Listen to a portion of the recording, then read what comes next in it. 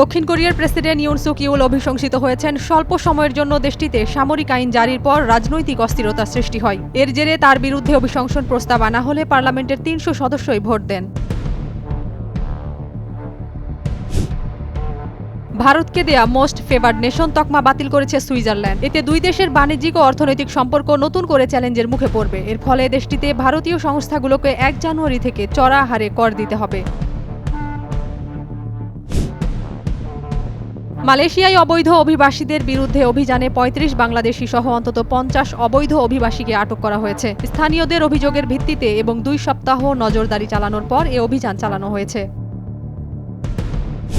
Ukraine পশ্চিম রাশিয়ার Oriole অঞ্চলের একটি তেল টার্মিনালে রাতে হামলা চালালে সেখানে আগুন ছড়িয়ে পড়ে। ওরিওলের গভর্নর টেলিগ্রামে জানিয়েছেন, ব্যাপক ড্রোন হামলার পর একটি স্থাপনায় জ্বালানি তেলে আগুন লেগেছে। স্থাপনাটি রাশিয়ার ভূখণ্ডে প্রায় ১৬৫ কিলোমিটার ভেতরে অবস্থিত।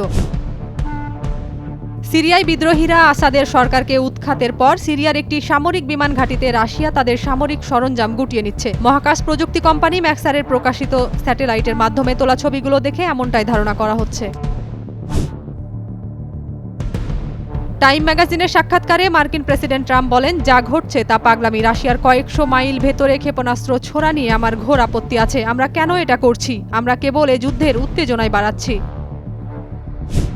পাকিস্তানকে বিশ্বব্যাংক প্রতিশ্রুতি দেয়া $৬০ কোটি ঋণ বাতিল করেছে। চলতি বছরে বাজেটে কোনো ধরনের সহায়তা পাবে না দেশটি। চীন পাকিস্তান অর্থনৈতিক করিডোর, বিদ্যুৎ ক্রয় চুক্তি সংশোধন সহ ইসলামাবাদ ঋণ পাওয়ার জন্য কিছু প্রধান শর্ত বাস্তবায়ন করতে পারেনি।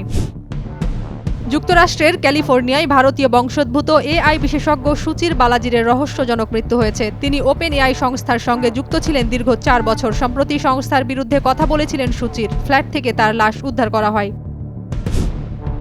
নিজস্ব প্রযুক্তিতে তৈরি পাইলটবিহীন যুদ্ধবিমানের সফল ফ্লাইট টেস্ট সম্পন্ন করেছে তেহরান। ইরানের তৈরি পঞ্চম প্রজন্মের যুদ্ধবিমান কাহের ৩১৩ এর পাইলটবিহীন ভার্সনের ফ্লাইট টেস্টে আশাব্যঞ্জক সফলতার কথা জানান ইরানি কর্মকর্তারা।